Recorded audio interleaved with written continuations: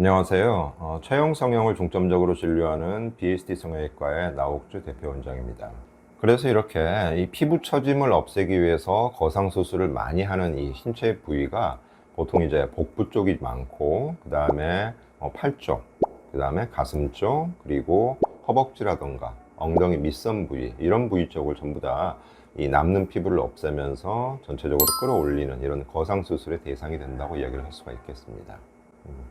그래서 그 중에 몇몇 케이스에 대해서는 실제 케이스를 보면서 설명을 좀 드리도록 하겠습니다. 첫 번째 환자분은 30대 중반 여성분이신데, 그 전에 굉장히 뭐 110kg, 120kg 이렇게 좀 체중이 많이 나가셨다가 급격하게 30kg 이상을 체중을 감량한 다음에 아직도 지방이 좀 많이 남아있긴 하지만 특히 또 피부 처짐이 굉장히 심해져서 이걸 고민으로 해서 저희 병원에 저한테 상담을 받고 수술 받으신 분이 되겠습니다.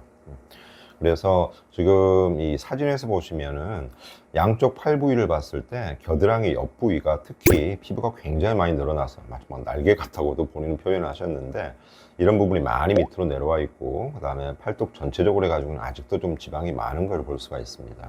그래서 이런 분은 전체적으로 팔의 겨드랑이에서부터 팔꿈치 부분까지 전체적으로 늘어나 있는 피부가 많아서 결국에는 절개도 겨드랑이 쪽 부위랑 그 다음에 팔꿈치 가는 수직절개를 통한, 보통 이제 T절개라고 이야기를 하는데, 이런 형태로 수술을 진행을 했습니다.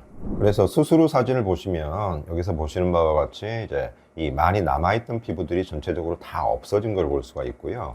그리고 또 한 가지는 이제 팔에 다른 부위들, 예를 들어서 옆 부위라던가 그 다음에 아랫 부위 쪽에 지방이 많이 있던 부위도, 보통 여기는 지방을 단순하게 거상 수술만 해가지고는 이 다른 부위의 지방이 없어지진 않죠. 그래서 이런 부위는 지방을 빼면서 조각수를 좀 같이 시행을 해서 전체적으로 팔 라인이 그전보다 훨씬 더 슬림해지면서 매끈하게 된 걸 볼 수가 있습니다.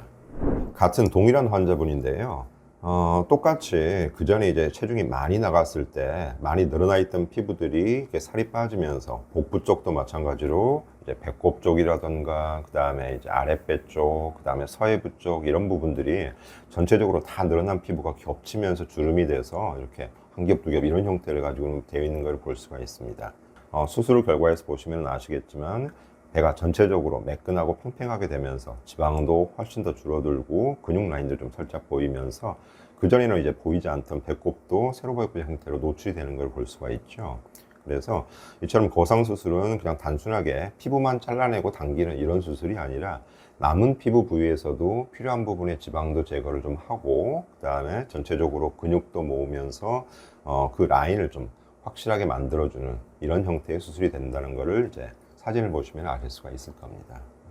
두 번째 환자분은 이제 20대 후반이신데요. 어렸을 때, 요새는 이제 어렸을 때도 고두 비만이 이런 분들이 꽤나 많죠. 이제 이런 분들이 뭐 급격하게 성인이 되면서 다이어트를 시작을 해서 굉장히 살을 좀 많이 빼게 되면은, 그러면은 똑같이 이 남는 피부가 전체적으로 주름을 만들고 겹치는 형태가 되면서 이제 울퉁불퉁하게 되는 이런 형태가 많이 발생을 합니다.